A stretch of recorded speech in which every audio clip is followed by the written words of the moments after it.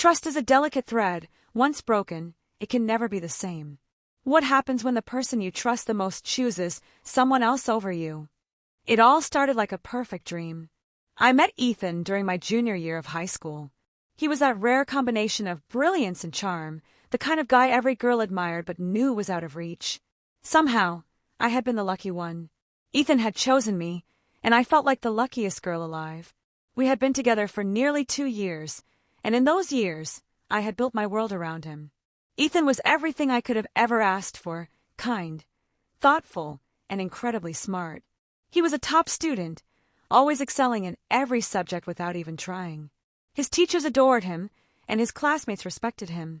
I would watch him during study sessions. The way his eyes would light up when he figured out a complex equation or explained a difficult theory to someone struggling. It made me proud to stand beside him, knowing that he was mine.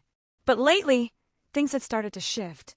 It was subtle at first: missed texts, shorter conversations, and excuses about needing to study late. I didn't think much of it.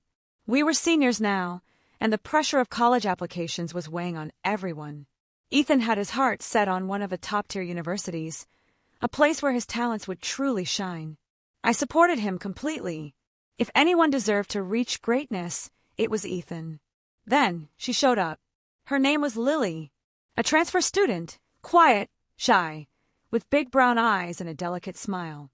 She wasn't particularly remarkable, but somehow, Ethan seemed drawn to her. It started with little things. He'd offer to help her with assignments, pair up with her during projects, and sometimes even walk her home after school. At first, I told myself it was nothing. Ethan was just being kind. He had always been helpful to others. But as time passed, I couldn't ignore the growing distance between us. One evening, I was waiting for Ethan in the library. He had promised to meet me after his tutoring session with Lily.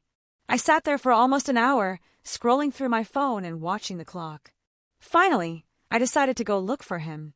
As I walked down the hallway, I heard voices coming from an empty classroom. I froze when I heard Ethan's voice, low and soft. "I don't care about the school ranking," he was saying. "If you're going to that school, then I'll go too." My heart dropped. I pushed the door open slowly, and there they were, Ethan standing close to Lily, his hand resting lightly on her arm. She looked up at him with wide eyes. Her cheeks flushed. "You can't give up your dream school for me," Lily whispered. Ethan smiled. "It's not about the school. It's about you." My breath hitched in my throat. My hand started shaking, and a wave of nausea washed over me. I stepped back, heart hammering in my chest. Ethan was willing to throw away his future for her? After everything we had shared? After all the nights we had spent planning our futures together? I stumbled back down the hallway, tears burning my eyes. I couldn't process it. Why would he do this? Why would he give up everything we had worked toward for her? When Ethan finally texted me that night, I didn't respond. He showed up at my house the next day, smiling like nothing had happened. "Hey," he said, brushing a kiss on my cheek. "Sorry about yesterday." Lily needed some extra help with her application. I forced a smile. "It's fine," I said, even though it wasn't. But the seed of doubt had been planted. Every time Ethan mentioned Lily, I felt a sharp sting in my chest. It was getting harder to ignore the way he looked at her, soft, attentive, the same way he used to look at me. One evening, we were sitting on the front steps of my house, watching the sunset. I finally gathered the courage to ask. "Ethan," I said quietly, "are you really planning to go to that school?" He hesitated. "Yeah. I know it's not the best, but Lily's going, and I think it would be nice to stick together." My throat tightened. "But what about your dream school? You worked so hard for this." He smiled, brushing a hand through his hair. "Dreams change, you know." "No, they don't." His dreams hadn't changed. His priorities had, and I wasn't one of them anymore. I spent the next few days in a fog. My friends noticed I wasn't myself. One afternoon, my best friend Mia sat down next to me in the cafeteria. "You need to talk to him," Mia said, glancing toward Ethan, who was sitting with Lily at the far end of the room. "You're letting him walk all over you." "What am I supposed to say?" I whispered. "He's already made his choice." Mia's eyes flashed with anger. "Then maybe it's time you make yours." That night, I lay awake, staring at the ceiling. My mind replayed every moment, the times Ethan had chosen Lily over me, the way he seemed to light up whenever she was around. I had always believed we were unbreakable, but maybe I had been wrong. The next day, Ethan showed up at my locker, smiling like nothing was wrong. "Hey," he said, handing me a coffee. "Thought you could use this." I stared at the cup, then at him. "Ethan," I said slowly, "do you even realize what you're doing?" He frowned. "What do you mean?" "You're giving up everything, your future, your dreams for her." His expression softened. "It's not like that. I want to be there for her." I swallowed hard. "And what about me?" He hesitated, and that hesitation was all I needed. "You've already made your choice," I whispered. I handed the coffee back to him and walked away. I didn't turn around, even when I heard him call my name. My heart was breaking, but deep down, I knew I was making the right choice. For the first time in a long time, I realized that I needed to stop holding on to someone who had already let me go. Sometimes the hardest part of letting go isn't the pain, it's realizing you were holding on to someone who wasn't holding on to you. Days turned into weeks, and Ethan's absence became more obvious with each passing day. He was still around, technically. He still smiled at me in the hallways, texted me good night, and sat with me during lunch. But his mind was somewhere else. Or rather, with someone else. It wasn't a single moment that broke me. It was a series of tiny cracks that finally shattered everything. One afternoon, I was heading to the library when I saw them together. Ethan and Lily, sitting on the grass under the big oak tree. Lily was laughing, a soft, sweet sound, and Ethan was looking at her the way he used to look at me. His hand brushed against hers, and she didn't pull away. Neither did he. My stomach tightened painfully. I wanted to walk away, pretend I hadn't seen it, but my legs felt frozen. I stood there, watching the boy I had loved for years slip further away from me. Later that evening, Ethan showed up at my house. He was smiling like nothing had happened. "Hey," he said, handing me a cup of coffee, his usual peace offering. I took it, but the warmth of the cup didn't reach my heart. "You were with Lily today." Ethan's smile faltered. "Yeah, she needed help with a project." "You spend a lot of time helping her." My voice was sharp, the bitterness bleeding through despite my attempt to sound casual. Ethan rubbed the back of his neck. "She's new. She doesn't know many people." I laughed, but there was no humor in it. "Right. And you've made it your personal mission to make her feel welcome." His brows pulled together. "Why are you being like this?" I shook my head. "Because you're lying to yourself. And to me." His jaw tightened. "You're overthinking this." "Am I?" I stared at him for a moment. His eyes were calm, steady, as if he truly believed what he was saying. But the problem wasn't that he was lying to me. It was that he didn't even realize the truth anymore. A few days later, things got worse. It was a Saturday night. Mia had convinced me to go to a party at one of the seniors' houses. I wasn't in the mood, but she insisted that I needed to get out, have some fun, and forget about Ethan for a while. So there I was, standing awkwardly by the drink table, holding a soda, and trying not to look like I was searching for him. But of course I was. And then I saw them. Ethan and Lily. He had his arm around her waist, his lips close to her ear as he whispered something. She giggled, her hand resting lightly on his chest. My heart stopped. The room blurred around me. I felt like I was drowning, like the floor beneath me had disappeared. Mia appeared at my side. Her eyes widened as she followed my gaze. "Oh my God!"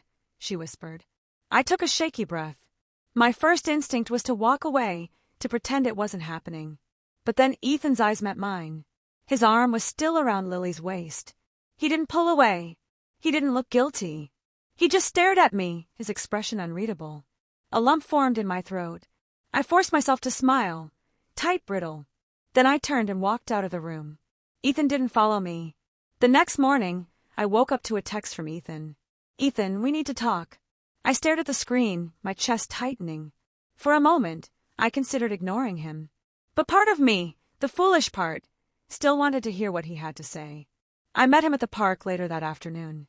He was already sitting on the bench when I arrived, his hands resting on his knees. He looked up as I approached, his face serious.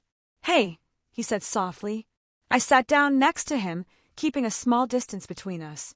"What did you want to talk about?" He sighed, running his hand through his hair. Look!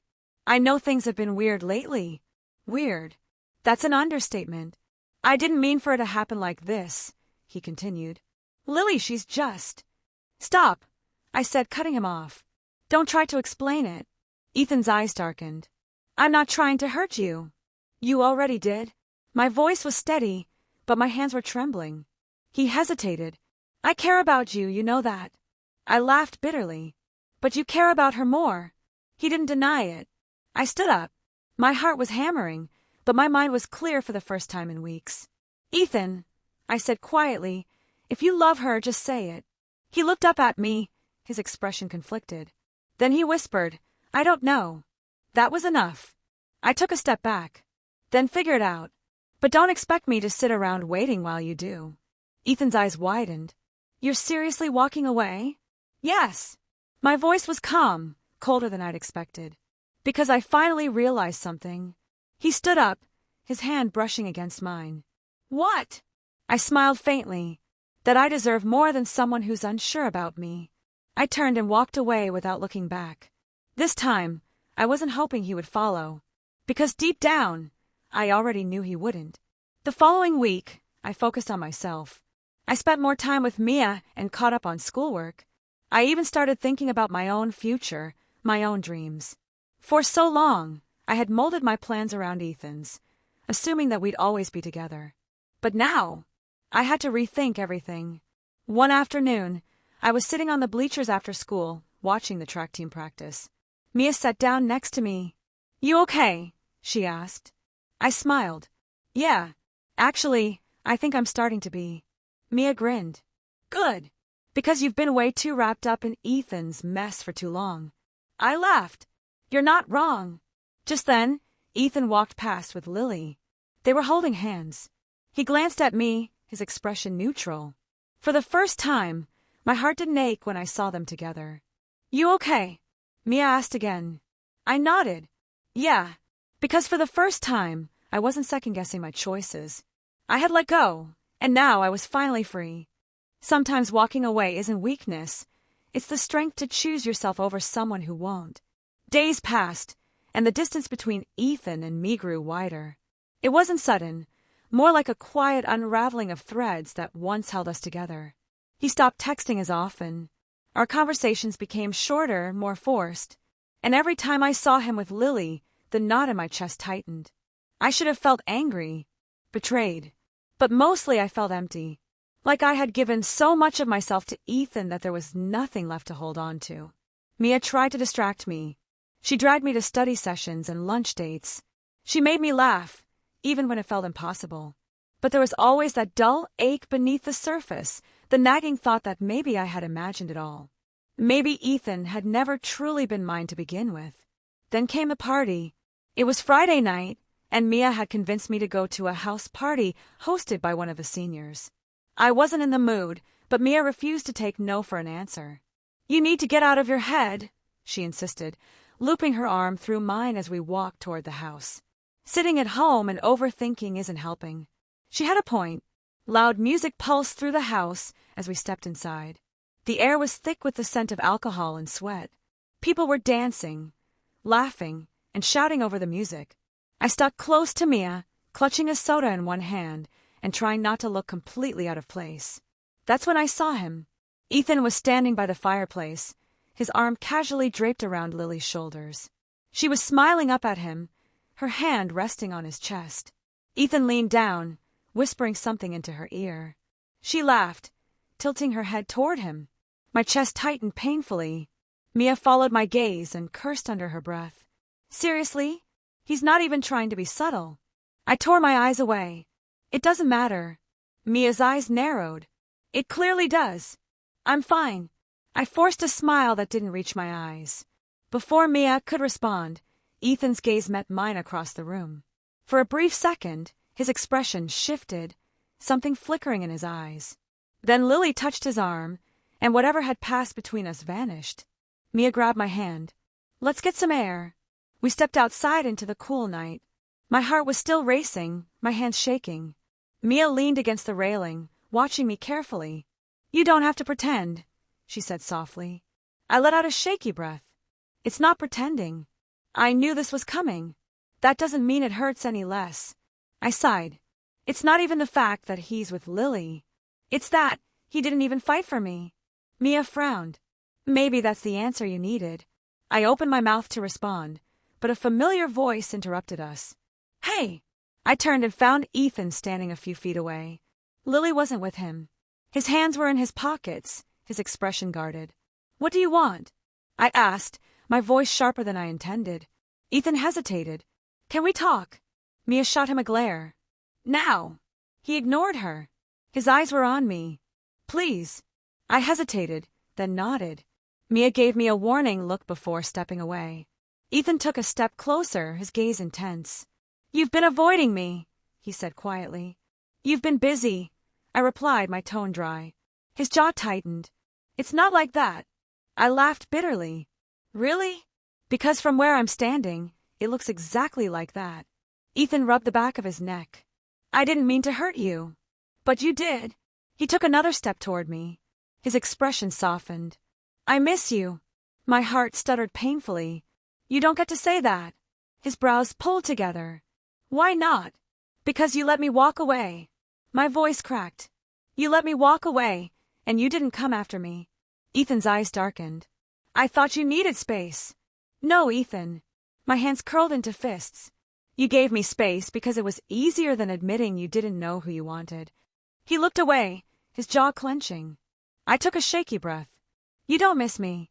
You miss the comfort of having me there while you figured yourself out. Ethan's gaze snapped back to mine. That's not fair. Isn't it? My voice was calm, but my chest was burning. He took another step toward me. I care about you.